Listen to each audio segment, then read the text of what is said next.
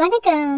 ரசம் சாத்துக்கு தயிர் சாத்துக்கு தொட்டுக்கிற மாதிரி சூப்பரான அட்டகாசமான துவையல் தான் இப்போ பார்க்க போகிறோம். ஒரு கடாயில் எண்ணெய் வச்சுக்கோங்க. எண்ணெய் சூடானதுக்கப்புறமா உளுத்தம்பருப்பு 4 ஸ்பூன், கடலைப்பருப்பு 2 ஸ்பூன், பச்சை மிளகா 4, புளி கொஞ்சமாக எடுத்துக்கோங்க. உங்கள்கிட்ட பச்சை மிளகா இல்லைன்னா காஞ்ச மிளகா கூட 6 வரைக்கும் போட்டுக்கலாம். நல்ல காரமாக சுல்லுன்னு வேணும்னா 7 கூட போட்டுக்கலாம்.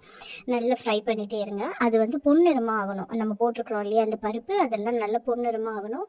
பொன்னிறமாக ஆனதுக்கப்புறமா அதில் கொஞ்சம் பெருங்காயம் போட்டுக்கோங்க. பெருங்காயம் பயங்கரமான ஒரு ஸ்மெல் கொடுக்கும் நம்மளோட தொகைகளுக்கு. அதுக்கப்புறமா சால்ட், அதாவது கல்லுப்பு போட்டிங்கன்னா, வறுக்கும் போதே கல்லுப்பு போட்டோம்னா அதோட சுவை இன்னும் அட்டகாசமாக இருக்கும். அதுக்கப்புறமா நம்ம எடுத்து கழுவி வச்சிருக்கிற புதினாவை இதில் போட்டுக்கோங்க. புதினா துவையல் சூப்பராக இருக்குங்க.